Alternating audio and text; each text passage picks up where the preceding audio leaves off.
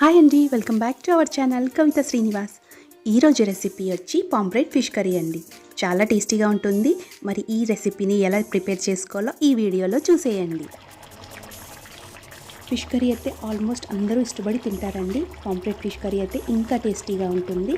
మరి చాలా సింపుల్ వేగానే చూపించాను ఈ వీడియోలో. మరి ఇప్పుడు ప్రాసెస్ని స్టార్ట్ చేసేద్దాం. సో 1/2 కిలో పాంప్లెట్ ఫిష్ అండి. చక్కగా క్లీన్ చేసి ఇలా కట్స్ పెట్టేసుకోవాలి. ఫిష్ ఉడికేటప్పుడు చక్కగా ఉడుకుతుందండి. ఇప్పుడు పక్కన పెట్టేసుకొని మసాలాని ప్రిపేర్ చేసుకోవాలి. మసాలా పేస్ట్ కోసం ఒక మీడియం సైజ్ ఉల్లిపాయ వేసుకోవాలి. అలాగే 1 టేబుల్ స్పూన్ అంతా అల్లం వేసుకోవాలండి. అలాగే వెల్లుల్లి రెబ్బలు కనీసం ఒక 15 వేసుకోవాలి. 1 టేబుల్ స్పూన్ జీలకర్ర, 1 టేబుల్ స్పూన్ ధనియాలు, అలాగే 1 టీ స్పూన్ ఆవాలండి. ఇది నేను ఎల్లో టైప్గా తీసుకున్నాను. మామూలుగా ఆవాలు దొరికేది కూడా వేసుకోవచ్చండి. సో ఇప్పుడు ఒక 3 పెద్ద సైజు టమాటోస్ అండి. ఇవన్నీ కూడా మిక్సీ జార్లో వేసుకొని మెత్తగా రుబ్బుకొని పక్కన పెట్టేసుకోవాలండి. ఇప్పుడు స్టవ్ వెలిగించుకొని ప్యాన్ పెట్టేసుకోవాలండి. ప్యాన్ హీట్ ఎక్కిన తర్వాత 3 to 4 టేబుల్ స్పూన్ ఆయిల్ వేసుకోవాలి. ఆయిల్ హీట్ ఎక్కిన తర్వాత 1 టీ స్పూన్ మెంతులండి. మెంతులు ఫ్లేవర్ చాలా బాగా వస్తుంది. అలాగే 2 పెద్ద సైజు ఉల్లిపాయలు, అలాగే 5 నుంచి 6 వరకు పచ్చిమిర్చి, అలాగే కరివేపాకు వేసుకొని చక్కగా ఫ్రై చేసుకోవాలండి.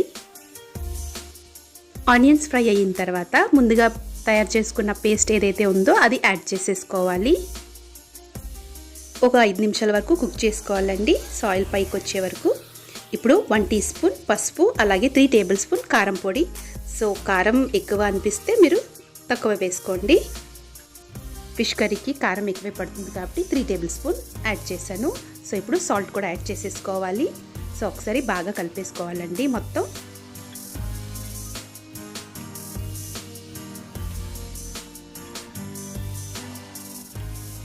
సో చక్కగా కలిపిన తర్వాత ఆయిల్ ఇలా పైకి వచ్చింది కండి. ఇప్పుడు చేపల్ని యాడ్ చేసేసుకోవాలి.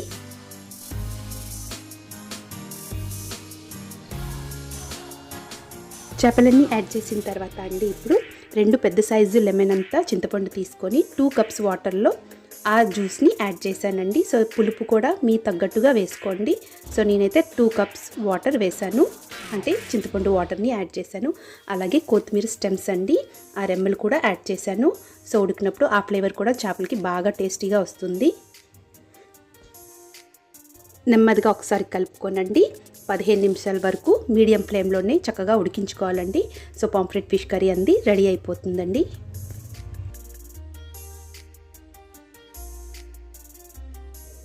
ఫిష్ కర్రీ అంది రెడీ అయిపోయిందండి. లాస్ట్లో 1 టీ స్పూన్ గరం మసాలా కూడా యాడ్ చేసుకోవాలి. టేస్ట్ చాలా బాగుంటుంది. వేడివేడి అన్నంలో ఈ చేపల పులుసు వేసుకొని తింటే చాలా బాగుంటుందండి. మరి ఈ రెసిపీ మీకు ఎలా అనిపించిందో నాకు కామెంట్ చేయడం మాత్రం మర్చిపోద్దండి. Thank you.